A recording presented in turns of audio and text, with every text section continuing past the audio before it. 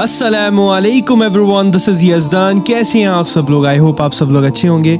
सलाम का जवाब कमेंट सेक्शन में ज़रूर दीजिएगा और अल्लाह ताला आप सबको खैर आफियत से रखे, आप सबकी सारी जायज़ दुआओं को कबूल करे इंशाअल्लाह, आपके सारी प्रॉब्लम्स को भी हल कर दे इंशाअल्लाह ताला। आमीन ज़रूर बोलिएगा। ऐसे ही हमें दुआएं देनी चाहिए, हर किसी को दुआ देनी चाहिए। मुझे ऐसे लगता है जब हम हर किसी को दुआ देते हैं तो अल्लाह ताला हमारी दुआएं भी सुनता है। ठीक है, तो दुआ ज़रूर दीजिए। सूरह राद आयत नंबर 33 से आज स्टार्ट करने वाले हैं। बिस्मिल्लाहिर्रहमानिर्रहीम। शुरू करते हैं अल्लाह के नाम से जो बहुत मेहरबान है। भला बताओ कि एक तरफ वो ज़ात है जो हर शख्स के हर काम की निगरानी कर रही है और दूसरी तरफ इन लोगों ने अल्लाह के साथ शरीक बनाए हुए हैं। कहो कि ज़रा उन खुदा के शरीकों के नाम तो बताओ। अगर कोई नाम लोगे तो क्या अल्लाह को किसी ऐसे वजूद की खबर दोगे जिसका दुनिया भर में अल्लाह को भी पता नहीं है? अल्लाह अकबर। या खाली ज़बान से ऐसे नाम ले लोगे जिनके पीछे कोई हकीकत नहीं? अब नाम तो उन्होंने बहुत से बुतों और देवताओं के रखे थे। आपको पता ही है कि काबा में कितने सारे बुत थे। अब इसकी तफसील इस तरह से है कि अल्लाह ताला फरमा रहे हैं कि अगर इन नामों के पीछे कोई हकीकत है तो अल्लाह ताला से ज़्यादा उसे कौन जानता है? अल्लाह ताला के इल्म में तो ऐसा कोई भी वजूद नहीं है। अब अगर तुम उस हकीकी वजूद करार दोगे तो इसका मतलब ये है कि तुम ना सिर्फ ये कि अल्लाह ताला से ज़्यादा इल्म रखने के मुद्दाई होगे, मतलब ज़्यादा इल्म रखते हो आप अल्लाह ताला से, अल्लाह अकबर, बल्कि तुम्हारा ये कहना लाजिम आएगा जिस वजूद का अल्लाह ताला को भी इल्म नहीं है, तुम माज़अल्लाह अल्लाह ताला को इसका पता बता रहे हो। ओह, इससे बड़ी जहालत क्या हो सकती है? और अगर इन नामों के पीछे कोई हकीकत नहीं है तो ये सब बातें ही बातें हैं। बहरहाल दोनों सूरतों में यही साबित होता है कि तुम्हारा शिर्क का अकीदा बेबुनियाद है। अल्लाह अकबर। हकीकत तो ये है कि इन काफिरों को अपनी मकाराना बातें बड़ी खूबसूरत लगती हैं और इस तरह उनकी हिदायत के रास्ते में रुकावट पैदा हो गई है। जिसे अल्लाह गुमराही में पैदा रहने दे उसे कोई राह पर लाने वाला मयस्सर नहीं आ सकता। ऐसे लोगों के लिए दुनियावी ज़िंदगी में भी अजाब है और यकीनन आखिरत का अजाब कहीं ज़्यादा भारी होगा और कोई नहीं है जो उन्हें अल्लाह के अजाब से बचा सके। दूसरी तरफ वो जन्नत जिसका मुत्तकी लोगों से वादा किया गया है, उसका हाल ये है कि उसके नीचे नहरें बहती हैं, उसके फल भी सदा बहार है, उसकी छाँव भी है। ये अंजाम है उन लोगों का जिन्होंने तक़वा इख्तियार किया, जबकि काफिरों का अंजाम दोज़ख की आग है। अल्लाह अकबर। और ए पैगंबर, जिन लोगों को हमने किताब दी है वो उस कलाम से खुश होते हैं जो तुम पर नाजिल किया गया है और उन्हीं गिरोह में वो भी हैं जो उसकी बाज़ बातों का मानने से इनकार करते हैं। अब इस आयत में यहूदियों और ईसाइयों का जिक्र है। अब उन लोगों में से कुछ वो लोग भी हैं जो कुरान करीम की आयत सुनकर खुश होते हैं। ये वही अल्लाह ताला की किताब है जिसके पेशनगोई पिछली आसमानी किताबों में की गई थी। चुनाचे उस गिरह के बहुत से अफराद हुजूर पाक सल्लल्लाहु अलैहि वसल्लम पर ईमान ले आए थे, ईसाइयों में से भी और यहूदियों में से भी, मतलब दोनों में से ईमान लेके आए थे। बहुत से ऐसे लोग हैं जो ईमान लाए थे और मुसलमान हुए थे, अल्हम्दुलिल्लाह। ये हकीकत जिक्र फरमा कर एक तरफ तो कुफ़ार मक्का को शर्म दिलाई गई है कि जिन लोगों के पास आसमानी हिदायत मौजूद है वो तो ईमान ला रहे हैं और जिन लोगों के पास ना कोई किताब है ना कोई और आसमानी हिदायत वो ईमान लाने से कतरा रहे हैं। और दूसरी तरफ हुजूर पाक सल्लल्लाहु अलैहि वसल्लम और दूसरे मुसलमानों को तसल्ली भी दी गई है कि जहां इस्लाम के दुश्मन मौजूद हैं वहां बहुत से लोग इस पैगाम हिदायत को कबूल भी कर रहे हैं। यहूदियों और ईसाइयों में दूसरा गिरोह काफिरों का है उन लोगों के बारे में फरमाया गया है कि वो कुरान करीम के बाज़ हिस्सों का इनकार करते हैं।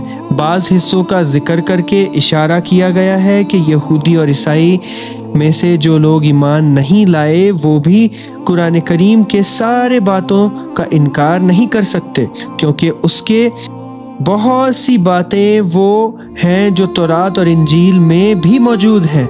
मसलन तौहीद, पिछली अंबिया इकराम पर ईमान और उनके वाक़यात, आखिरत का अकीदा वगैरह। मतलब तौहीद सबसे ज़्यादा इम्पोर्टेंट है। सारे पैगंबरों का एक ही नारा था, वो चीज़ एक अल्लाह है, उस अल्लाह पे ईमान लाना है, पैगंबर पे ईमान लाना है, ठीक है, और उनके वाक़यात पे ईमान लाना है। ये हर अंबिया का सेम अकीदा, सेम उनका जो नारा, सेम उनकी तौहीद, सेम उनका जो लोगों को पैगाम देना, यही था सबके लिए। कह दो कि मुझे तो ये हुक्म दिया गया है कि मैं अल्लाह की इबादत करूं और उसके साथ किसी को खुदाई में शरीक ना मानूं। इसी बात की मैं दावत देता हूं और उसी अल्लाह की तरफ मुझे लौट कर जाना है। अल्लाह अकबर, कितनी बेहतरीन बात है। ये है वो चीज़ जो हमें मुसलमान बनाती है। अब इस आयत में इस्लाम की 3 बुनियादी अकीदे तौहीद, रिसालत और आखिरत का बयान फरमाया गया है। पहला तौहीद के ऐलान पर मुश्तमिल है। दूसरे में फरमाया गया है कि इसी बात की मैं दावत देता हूँ, इससे हजूर पाक सल्लल्लाहु अलैहि वसल्लम के रसूल होने का इस बात किया गया है, मतलब कि वो रसूल है। और आखिरी यानी उसी की तरफ मुझे लौट कर जाना है, यानी कि आखिरत की तरफ। इस चीज़ का अकीदा को जाहिर करता है, ठीक है जी। और इस तरह हमने इस कुरान को अरबी ज़बान में एक हुक्मनामा बनाकर नाजिल किया है। अब यहाँ पे एक चीज़ समझने वाली है कि यहाँ से आयत 38 तक की बात की वजाहत फरमाई गई है कि कुरान करीम के जिन हिस्सों का ये लोग इनकार करते हैं उसका भी कोई जवाज़ नहीं है। वो लोग कुरान करीम के उन अहकाम पर एतराज़ करते थे जो तौरात और अंजील के अहकाम से मुख्तलिफ है। इन आयत में अल्लाह ताला ने ये बयान फरमाया है कि बुनियादी अकीदे तो तमाम अंबिया इकराम की दावत में मुश्तरक रहे हैं, लेकिन फ़ुरोई और जज़्बाई जिसकी वजह से ये है कि हर ज़माने और हर उम्मत के हालत मुख्तलिफ होती है, उसके लिहाज से अल्लाह ताला अपनी हिकमत के तहत मुख्तलिफ ज़मानों में अहकाम भी बदलते रहते हैं। यानी बहुत सी चीज़ें जो एक नबी की शरीयत में नाजायज़ थीं दूसरे नबी की शरीयत में हलाल कर दी गई, और बाज़ औक़ात उल्टा भी हुआ। और ए पैगंबर, तुम्हारे पास जो इल्म आ चुका है, अगर उसके बाद भी तुम उन लोगों की ख्वाहिशात के पीछे चले, अल्लाह के मुकाबले में ना तुम्हारा कोई मददगार होगा ना कोई बचाने वाला।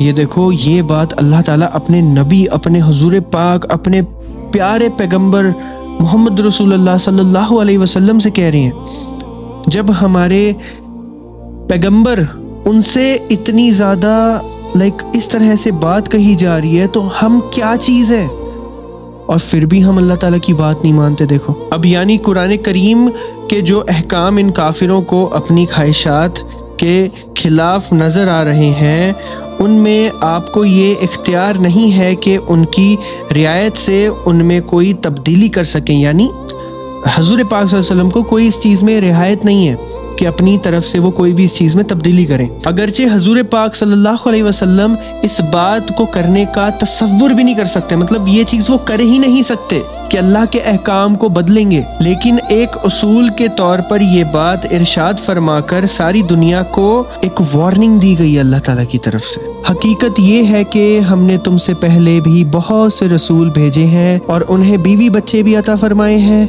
और किसी रसूल को ये इख्तियार नहीं था कि वो कोई एक आयत भी अल्लाह के हुक्म के बगैर ला सके। हर ज़माने के लिए अलग किताब दी गई है। अब इस आयत में एक तो कुफ़ार के इस एतराज़ का जवाब दिया गया है कि अगर हजूर पाक सल्लल्लाहु अलैहि वसल्लम अल्लाह ताला के रसूल हैं तो आप सल्लल्लाहु अलैहि वसल्लम की बीवी बच्चे क्यों नहीं।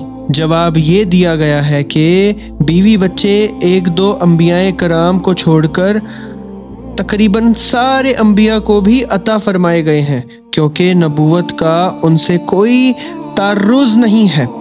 बल्कि अंबिया कराम अपने अमाल से वाज़े करते हैं कि उनके हुकूक कैसे अदा किए जाते हैं और उनके हुकूक और अल्लाह ताला के हुकूक में तवाज़ुन कैसे कायम रखता है।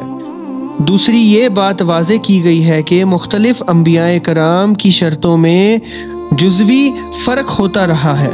ठीक है जी। अल्लाह जिस हुक्म को चाहता है मनसूख कर देता है और जिस को चाहता है बाकी रखता है, और तमाम किताबों की जो असल है वो उसी के पास है। जिस बात की धमकी हम इन काफिरों को देते हैं, चाहे उसका कोई हिस्सा हम तुम्हें तुम्हारी ज़िंदगी ही में दिखा दें या इससे पहले ही तुम्हें दुनिया से उठा लें, बहरहाल तुम्हारी ज़िम्मे तो सिर्फ पैगाम पहुंचा देना है और हिसाब लेने की जिम्मेदारी हमारी है। ये हकीकत नज़र नहीं आ रही कि हम उनकी ज़मीन को चारों तरफ से घटाते चले जा रहे हैं। हर हुक्म अल्लाह देता है, कोई नहीं है जो उसके हुक्म को तोड़ सके, और वो जल्द हिसाब लेने वाला है। जो लोग उनसे पहले गुजरे हैं चालें उन्होंने भी चली थी, लेकिन चाल तो तमाम तर अल्लाह ही की चलती है। कोई भी शख्स जो कुछ करता है सब उसे मालूम है, और काफिरों को अनकरीब पता लग जाएगा कि असली वतन का नेक अंजाम किसके हिस्से में आता है। और जिन लोगों ने कुफर अपना लिया है वो कहते हैं कि तुम पैगंबर नहीं हो। कह दो कि मेरा और तुम्हारे दरमियान गवाही के लिए अल्लाह काफ़ी है, नीज़ हर वो शख्स जिसके पास किताब का इल्म है। अल्लाहु अकबर। तो सूरह राद मुकम्मल हो चुकी है। अल्हम्दुलिल्लाहि रब्बिल आलमीन। अल्लाह का बहुत एहसान है। अब जो लोग हुज़ूर पाक सल्लल्लाहु अलैहि वसल्लम की रिसालत का, उनकी नबूवत का इनकार करते थे, तो इससे क्या होता है कि तुम्हारा इनकार से हकीकत नहीं बदल सकती, मतलब उनके इनकार से हकीकत थोड़ी बदल सकती थी। तो अल्लाह ताला बज़ात खुद आप सल्लल्लाहु अलैहि वसल्लम की रिसालत का गवाह है, और हर वो शख्स जिसे आसमानी किताबों का इल्म है अगर इंसाफ के साथ इस इल्म की रोशनी में हुज़ूर पाक सल्लल्लाहु अलैहि वसल्लम की हालात का जायज़ा लेगा तो वो भी ये गवाही दिए बगैर नहीं रह सकता कि आप सल्लल्लाहु अलैहि वसल्लम के सच्चे रसूल हैं। अल्लाहुम्मा सल्ली अला मुहम्मद व अला आले मुहम्मद। अशहदु अल्ला इलाहा इल्लल्लाह व अशहदु अन्ना मुहम्मद अब्दुहु व रसूलुहु। अल्लाहु अकबर। अब नेक्स्ट सूरह इब्राहिम इंशाअल्लाह। ठीक है जी, बहुत इंटरेस्टिंग होगी, एंड इंशाअल्लाह रमज़ान से पहले हमें कुरान कंप्लीट करनी है, और आप सबके लिए एक बहुत बेहतरीन सरप्राइज़ भी आने वाला है।